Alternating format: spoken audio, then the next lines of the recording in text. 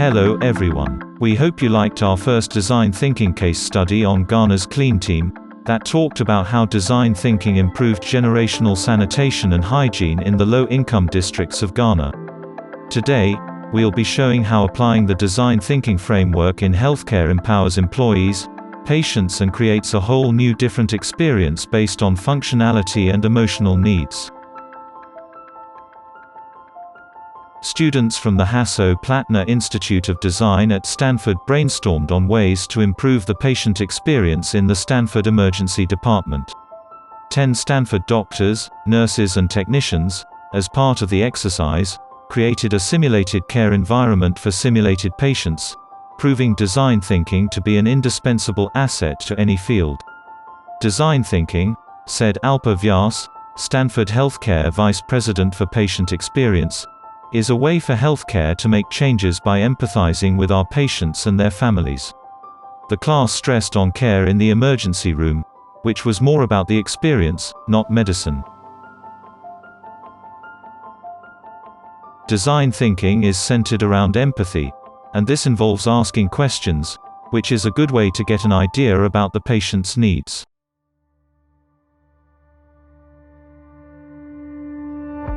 Ideation. On the first day, the students interviewed the healthcare workers, patients and their families about their experiences in the emergency room and with healthcare in general. Later that day, the Stanford doctors and nurses participated in a simulated environment that was created to understand what patients and their family go through as they walk into an emergency room.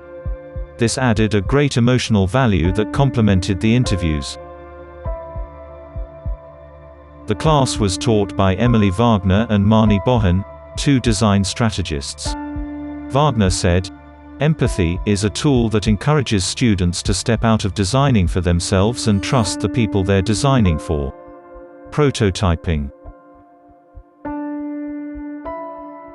That first day's empathy-filled environment inspired the class to move on to the next phase of prototyping. Some important issues came to the forefront. Patients always want to receive continuous information that can make them understand what was happening, and it was important for them to know that their care providers were constantly communicated with each other. Patients have high anxiety and fear, especially about the unknown.